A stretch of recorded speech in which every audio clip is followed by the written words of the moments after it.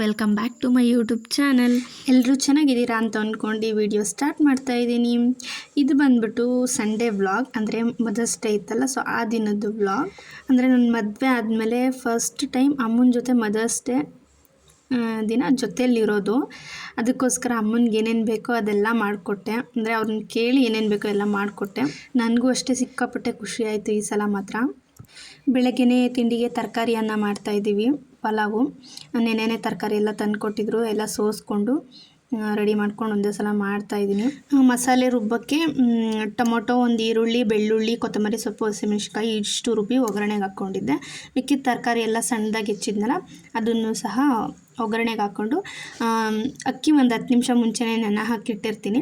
So ಅದನ್ನು ನೀರು ಮಳಬೇಕಾದ್ರೆ ಹಾಕ್ಬಿಟ್ಟು ಸ್ವಲ್ಪ ನೀರಿದೆ ಅಂತ ಅನ್ಬೇಕಾದ್ರೇ ಆಫ್ ಮಾಡಿ ದಮ್ಮಿಗೆ ಬಿಡಬೇಕು. ಯಾಕಂದರೆ ಕುದಿಸ್ತಾನೆ ಇದ್ದರೆ ತಳ ಕಟ್ಟೋ ಚಾನ್ಸಸ್ ಇರುತ್ತೆ. ಸೊ ಅದಕ್ಕೋಸ್ಕರ ಸ್ವಲ್ಪ ನೀರು ನೋಡಿಕೊಂಡು ಹಾಕಿ ಈ ಥರ ದಮ್ಮಿಗೆ ಇಟ್ಬಿಟ್ರೆ ತಳನೂ ಸಿಯಲ್ಲ, ಚೆನ್ನಾಗಾಗುತ್ತೆ ಪಲಾವು.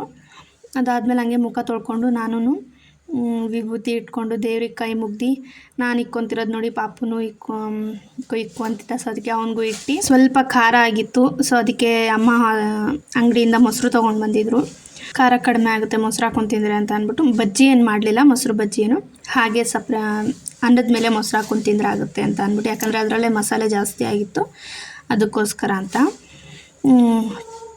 ಸಖತ್ತಾಗಿತ್ತು ಪಲಾವ್ ಮಾತ್ರ. ನಮ್ಮ ಮನೇಲಿ ಡೈಲಿ ಮಾಡೋದಕ್ಕಿಂತ ಇಲ್ಲಿ ಏನೋ ಒಂಥರ ಸ್ಪೆಷಲಾಗಿ ಚೆನ್ನಾಗಾಗಿತ್ತು. ನಾನು ಹಾಕ್ಕೊಂಡು ಅಮ್ಮಂಗೂ ಹಾಕ್ಕೊಂಡು, ಯಾಕಂದರೆ ಪಾಪು ತಿನ್ನಲ್ಲ ಅಂತ ಗೊತ್ತಿತ್ತು, ಸ್ವಲ್ಪ ಖಾರ ಇತ್ತಲ್ಲ, ಅದಕ್ಕೋಸ್ಕರ ಅವನಿಗೆ ಸಪ್ರೇಟಾಗಿ ಏನಾದರೂ ಮಾಡಿಕೊಟ್ರೆ ಆಯಿತು ಅಂತ ಅಂದ್ಬಿಟ್ಟು ಹಂಗೂ ಸ್ವಲ್ಪ ಮೊಸರು ಹಾಕಿರೋದು ತಿನ್ನಲಿಲ್ಲ. ಅದಕ್ಕೋಸ್ಕರ ನಾವು ಫಸ್ಟ್ ಊಟ ಮಾಡಿಬಿಡೋಣ ಅಂತ ಅಂದ್ಬಿಟ್ಟು ಬೇಗ ಬೇಗ ಊಟ ಮಾಡಿ ಆಮೇಲೆ ಅವನಿಗೆ ಊಟ ಮಾಡಿಸಿದ್ರೆ ಆಯಿತು ಅಂತ ನಾವು ಮಾಡ್ತಾಯಿದ್ದೀವಿ. ಹಂಗೂ ಒಂದು ತುತ್ತು ಇಡ್ತಾಯಿದ್ದೆ ಬಾಯಿಗೆ. ಖಾರ ಇರೋದ್ರಿಂದ ಒಂದು ಸ್ವಲ್ಪ ತಿನ್ನೋಕ್ಕೆ ಹಿಂಜರಿತಿದ್ದ. ಅಮ್ಮನೂ ಸಹ ಮುಖ ತೊಳ್ಕೊಂಬಂದರು. ಹಂಗೆ ನಮ್ಮ ಜೊತೆ ಎಲ್ಲ ಒಟ್ಟಿಗೆ ಊಟ ಮಾಡೋಣ ಅಂತ ಊಟ ಮಾಡ್ತಿದ್ವಿ. ಊಟ ಮಾಡಾದಮೇಲೆ ಅವ್ರಿಗೂ ತಿನ್ನಿಸಿ ಸ್ವಲ್ಪ ಹೊತ್ತು ಮಾತಾಡ್ಕೊಂಡು ಕೂತಿದ್ವಿ. ನಿಮ್ಗೇನು ಬೇಕಮ್ಮ, ಏನೂ ಕೊಡಿಸಿಲ್ಲ ನಾನು. ಈ ಸಲ ನಾನು ಏನಾದರೂ ಬೇಕು ಅಂದಿದ್ದಕ್ಕೆ ಅವ್ರಿಗೆ ಮಣಿ ಸರದಲ್ಲಿ ಯಾವ ಸೀರೆಗಾದರೂ ಮ್ಯಾಚ್ ಆಗೋ ಥರದ್ದು ಬರುತ್ತಲ್ಲ, ಮೆರೂನು, ಗ್ರೀನು ಮತ್ತು ವೈಟ್ ಮಣಿದು, ಆ ಥರದ್ರಲ್ಲಿ $1 ಬರುತ್ತಲ್ಲ ಅದು ಕೊಡಿಸು ಅಂತಂದರು. ಮೀಶೋದಲ್ಲಿ ನೋಡಿದರು, ಸೊ ಅದನ್ನು ಕೊಡಿಸು ಅಂತ ಅಂತಿದ್ರು. ಬಿಡು ಚಿನ್ನದ ಸರನೇ ಇದೆಯಲ್ಲಮ್ಮ ಅಂತ ಅಂದಿದ್ದಕ್ಕೆ ಅದು ಯಾವಾಗಲೂ ಹಾಕ್ಕೊಂಡಿರ್ತೀವಿ, ಅದು ಎಲ್ಲರೂ ಫಂಕ್ಷನ್ಗಳಿಗೆ ಹೋಗ್ಬೇಕಾದ್ರೆ ಹಾಕ್ಕೊಳಕ್ಕೆ ಚೆನ್ನಾಗಿರುತ್ತೆ ಅಂತ ಅಂದ್ಬಿಟ್ಟು ಸೀರೆ ಮೇಲೆ ಕೊಡಿಸು ಅಂದರು.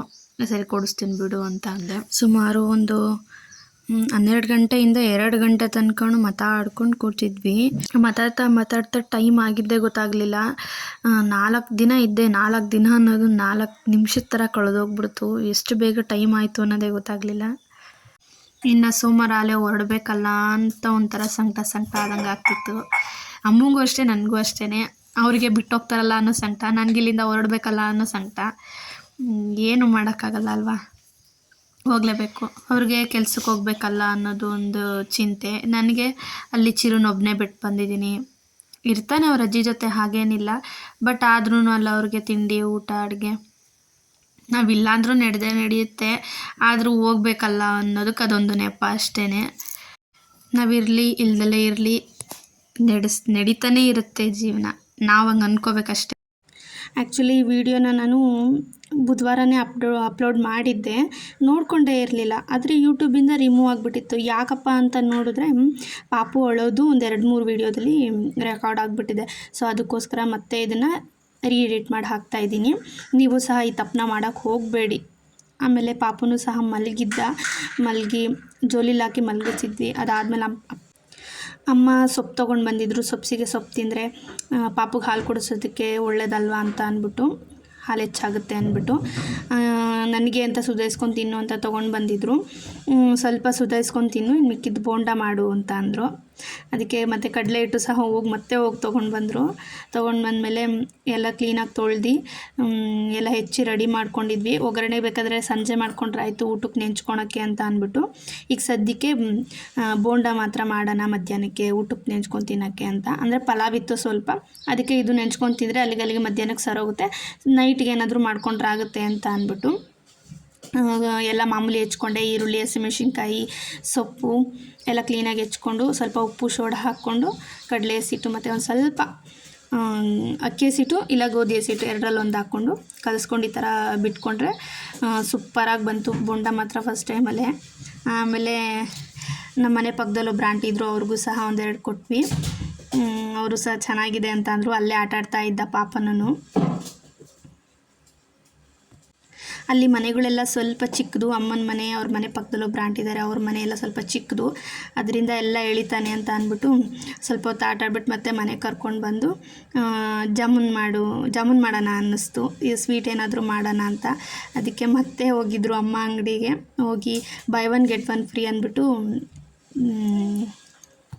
ಜಾಮೂನ್ ಪ್ಯಾಕೆಟ್ ತೊಗೊಂಡು ಬಂದಿದ್ರು. ಒಂದು ಊರಿಗೆ ತೊಗೊಂಡೋಗು, ಒಂದು ಇಲ್ಲೇ ಮಾಡು ಅಂತ ಅಂದ್ಬಿಟ್ಟು ಮಾಡಿದೆ. ಒಂದು 30 ಆಗಿತ್ತು, 30 ಮೇಲೆ ಆಗಿತ್ತು. ಕೆಲವೊಂದು ದೊಡ್ಡದಾಗಿ ಮಾಡಿದ್ದೆ, ಕೆಲವೊಂದು ಚಿಕ್ಕದಾಗಿ ಮಾಡಿದ್ದೆ, ಡಿಸೈನ್ ಆಗಿರಲಿ ಅಂತ ಅಂದ್ಬಿಟ್ಟು ಹೆಂಗೋ ಮಾಡು ಅಂತ ಮಾಡಿದ್ದು. ಇಷ್ಟೊಂದು ಇಲ್ಲಿ ಯಾರು ತಿನ್ನಲ್ಲ, ಬೇಕಾದರೆ ಮನೆಗೆ ಬಾಕ್ಸ್ಗೆ ಹಾಕ್ಕೊಂಡು ಹೋಗು, ಅಲ್ಲಿ ಚಿರು ಮತ್ತು ನಿಮ್ಮ ಅತ್ತೆ ಎಲ್ಲ ತಿಂತಾರೆ ಅಂತ ಅಂದರು. ಹಾಕ್ಕೊಂಡು ಹೋದ್ರೆ ಆಗುತ್ತೆ ಅಂದ್ಬಿಟ್ಟು, ಮತ್ತು ಹಸಿಟ್ಟು ಹಾಗೆ ಮಡಗಿದ್ರೆ ಚೆನ್ನಾಗಿರಲ್ಲ ಅಂದ್ಬಿಟ್ಟು ಎಲ್ಲ ಒಂದೇ ಸಲ ಮಾಡಿಬಿಟ್ಟಿದ್ದೆ. ಮಾಡಿ ಊರಿಗೂ ಸಹ ತೊಗೊಂಬಂದಿದ್ದೆ. ಅದು ಚೆನ್ನಾಗಾಗಿತ್ತು. ಪಾಕದಲ್ಲಿ ಪಾಕ ಮಾತ್ರ ಅಳತೆ ನೋಡಿ ತೊಗೋಬೇಕು. ನೀರೆಷ್ಟು ತೊಗೊಂಡಿರ್ತೀವೋ ಸಕ್ಕರೆ ಅಷ್ಟೇ ಹಾಕಿದ್ರೆ ಕರೆಕ್ಟಾಗಿ ಪಾಕ ಬರುತ್ತೆ.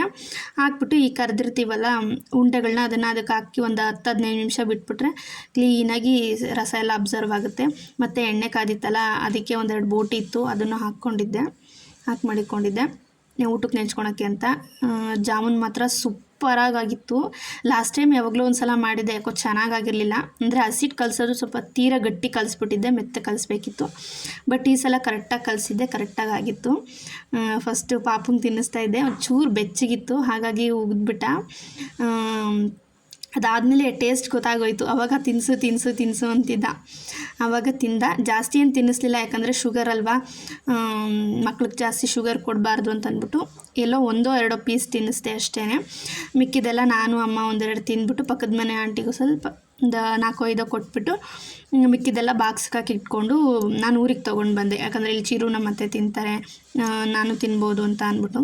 ಅಲ್ಲಿ ಅಮ್ಮ ತಿನ್ನಲ್ಲ, ಯಾಕಂದರೆ ಅವ್ರಿಗೆ ಸ್ವಲ್ಪ ಉಳ್ಕಲ್ ಪ್ರಾಬ್ಲಮ್ಮು ಅಂತ ಅಂದ್ಬಿಟ್ಟು. ಆಮೇಲೆ ಸೊಪ್ಪಿಗೆ ಸೊಪ್ಪು ಎಲ್ಲ ಹೆಚ್ಕೊಂಡು ನೈಟಿಗೆ ಸುಧಾಯಿಸ್ಕೊಂಡು ಊಟಕ್ಕೆ ನೆಂಚ್ಕೊಳಕ್ಕೆ ಅಂದ್ಬಿಟ್ಟು ಅದು ಸಹ ಮಾಡಿಕೊಂಡೆ.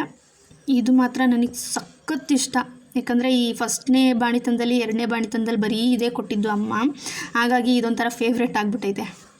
ಆಮೇಲೆ ಮತ್ತೆ ನೈಟಿಗೆ ನಾನು ತಿಳಿಸ್ತೀನಿ, happy mother's day, once again happy mother's day, thank you. ಅದಾದಮೇಲೆ ನಿನಗೂ ಸಹ ಮದರ್ಸ್ ಡೇ ಅಂತ ಹೇಳ್ಬಿಟ್ಟು ವಿಶ್ ಮಾಡಿ, ಯಾಕಂದರೆ ನೀನು ಇವಾಗ 2 ಮಕ್ಳು ತಾಯಿ ಆಗಿದೆಯಾ ಅಲ್ವಾ, ಅದಕ್ಕೇ ಅವ್ರು ಹೇಳೋದ್ರಲ್ಲಿ ಒಂಥರ ಏನಂದರೆ ತಾಯಿ ಆದಮೇಲೆ ತಾಯಿ ಕಷ್ಟ ಏನು ಅನ್ನೋದು ಗೊತ್ತಾಗೋದು ಅನ್ನೋ ಒಂದು ಇದು ನೋವು ಅಡಗಿತ್ತು. ಆಮೇಲೆ ಯಾಕೋ ನೈಟೆಲ್ಲ ನಿದ್ದೆನೇ ಬರಲಿಲ್ಲ. ಒಂದು 3 ಗಂಟೆಗೇನೋ ಎಚ್ಚರಿಕೆ ಆಗಿದ್ದು, ಇಷ್ಟೊತ್ತಾದರೂ ನಿದ್ದೆನೇ ಬರಲಿಲ್ಲ. ವೀಡಿಯೋ ಸಹ ಮಾಡೋಕ್ಕೆ ಮನಸ್ಸಾಗಲಿಲ್ಲ. ಅಮ್ಮನ ಜೊತೆ ಮಾತಾಡ್ಕೊಂಡು ಕೂತ್ಕೊಂಡು ಊಟ ಮಾಡಿ ನೈಟು ಅಷ್ಟೇ ಏನೋ ಒಂಥರ ಸಂಕಟ ಆದಂಗೆ ಆಗ್ತಿತ್ತು, ಕರಳು ಕಿವುಚಿದಂಗೆ. ಯಾಕಂದರೆ ಎಷ್ಟೇ ವರ್ಷ ಆಗಲಿ ಮದುವೆ ಆದಮೇಲೆ ತಾಯಿ ಮನೆಯಿಂದ ಹೋಗಬೇಕು ಅಂದರೆ ಏನೋ ಒಂಥರ ಸಂಕಟ. ಅದು ಹೆಣ್ಮಕ್ಳಿಗೆ ಗೊತ್ತೇ ಇರುತ್ತೆ ಅಂತ ನೋವು. ನನಗೂ ಹಂಗೆ ಅಷ್ಟೇ ಆಗಿದ್ದು. ಆಮೇಲೆ ಬೆಳಗ್ಗೆ ಎದ್ದು ಹೊರಟು ಬಂದ್ವಿ.